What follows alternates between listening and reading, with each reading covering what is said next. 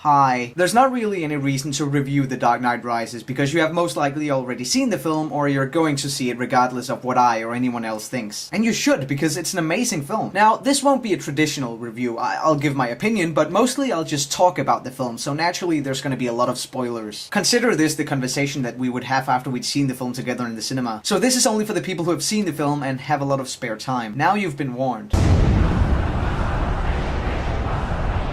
The opening sequence is the best one I've seen in any superhero film, even better than the robbery in The Dark Knight, and that's coming from someone who believes that The Dark Knight is a masterpiece. That scene was perfect, and just a great way to open the film. When Bane goes, "I'm going to crash the plane," or whatever he said, or however he said it, I genuinely felt a shiver down my spine. His eyes were like wide open, and his voice is...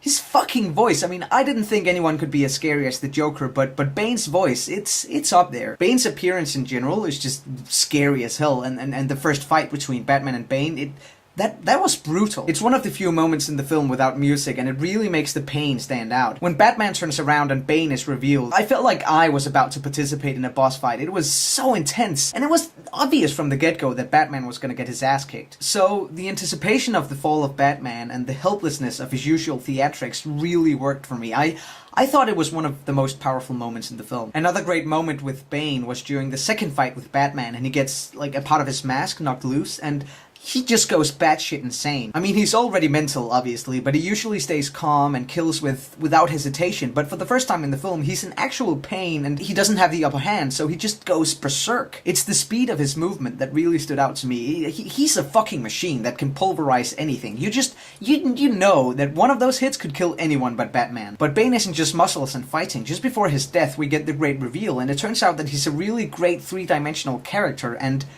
then he dies, just like that. I have to talk a bit about the killing of Bane, because I think a lot of people found it really anticlimactic. At least I did. They build up this strong and frankly unstoppable villain, and then he just dies, never to be spoken of again. It just didn't feel very satisfying to me. A friend of mine pointed out that at this point in the film, Batman has already defeated Bane, because he did what Bane never could. He escaped the pit. So Bane was broken, and it didn't matter how he died. However, I still didn't find that satisfying enough until I saw the film a second time and took into account what Catwoman said after having shot Bane about the whole guns thing. Turns out I'm not as committed as you are. You see, perhaps the anticlimactic death of Bane really shows how Batman's principles and moral code actually gets in the way of getting things done. That makes more sense to me, but I still think it's one of the weaker scenes. That's enough about Bane. Let's talk about Batman and Bruce Wayne. That was completely intentional. I thought it was a bold move that we didn't get to see any Batman action until at least, I don't know, 30, maybe 40 minutes into the film. I thought it worked just fine, and I really liked that we got to see more of Bruce Wayne's character, because he is, at least in my opinion, one of the most interesting superheroes. I especially like the detail that Bruce was the only one not wearing a mask at the charity event. That was kinda neat. A thing that I've heard some people complain about, but I actually like, is the very anticlimactic entrance to Gotham after Bruce has been away for a while. He just waltzes in, not even wearing his costume. But I thought that this film was all about how, even though the Batman is a symbol that cannot be broken, the man behind the mask is still a human, and he can't go on forever. We're reminded several times throughout the film that Bruce is getting old, and that he can't keep doing this. He's just a man. So when he just walks into Gotham, we're shown a new superhero that's grounded. He doesn't need theatrics anymore because he's a changed man. He finally fears death. The final fight with Bane literally takes place on the ground, instead of on a rooftop or in a moving train or something typical like that. I really loved the change that Bruce had to go through because it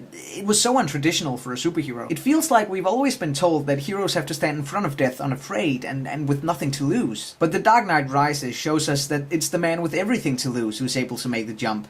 Quite literally. We shouldn't just disregard our fears, we should embrace them and let them become a part of us. Why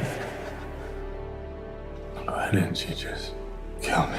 Your punishment must be more severe. Another great message in the film is the notion that anyone can be a hero. I know that Bruce Wayne has the money and the training and the determination of a comic book hero, but as he tells Gordon at the end of the film, anyone can be a hero. That's not Batman's voice. I'm just gonna do it in a normal voice, okay? I think it goes something like this. Anyone can be a hero.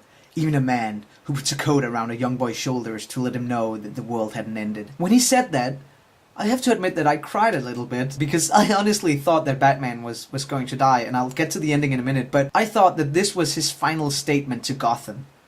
And it is, essentially. Kevin Smith, the director of Clerks, talked about this scene on his podcast, and he said it really well when he said that the film ends on such a human note. In the midst of all this crazy, unrealistic stuff with explosions and villains in masks and flying cars and whatnot, there's this guy reminding us that you don't need any of that to be a hero. Gordon saved his life by putting a coat around his shoulders. And, I mean, I've sort of already said it already, but it just shows in the most perfect way imaginable that anyone can be a hero. You can be a hero by going out there and being a decent human being and just helping people. If we get back to the film, then the next thing that happens is that Batman obviously sacrifices himself for Gotham, and as I said, I thought he was dead.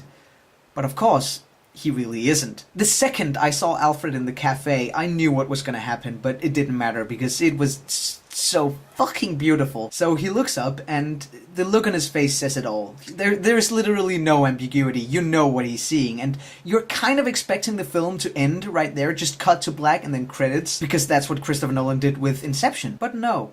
Nolan chooses to show us this final shot of Bruce Wayne with Selina Kyle just fucking sitting there and smiling, and you just know that he's happy. He's finally found peace. He's been through all this shit. He's been the most hated man in Gotham for something he didn't do, and his entire life has just been so dark and terrible and lonely and filled with hatred, and now he's just happy. He's finally done. But Batman isn't, because his legacy lives on, which we see in the very last shot of the film, and I don't think anyone could have thought of a better way to end this trilogy. It was the most fully satisfying ending to any superhero film I've ever seen. It was perfect.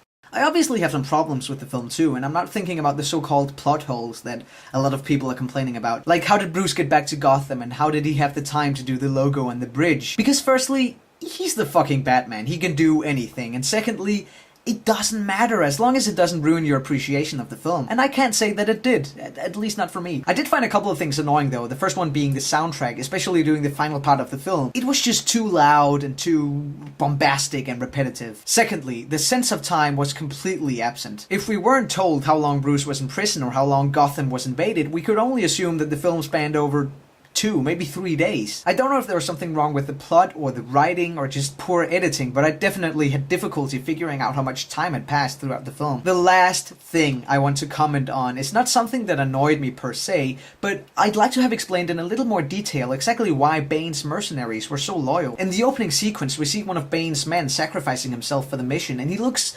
completely satisfied with that decision. And they even comment on this at some point in the film when someone asks where Bane finds these guys. We never really get an answer to that question. I'm kinda curious, but I guess it doesn't matter. I really don't want to give the film a rating. I'd rather compare it to the 2 previous films, to be honest. As standalone films, I think The Dark Knight is the strongest. Actually, I know that it's the best, definitely. But if we look at the entire trilogy as one long story in 3 parts, I think the conclusion, The Dark Knight Rises, is my favorite. I don't really know how that translates to our 10-point rating system, so I'll just leave it blank. Kind of a disappointing ending to such a long review, isn't it? Sorry. I hereby promise that my next review won't be longer than 4 minutes and definitely not contain any spoilers. Bye.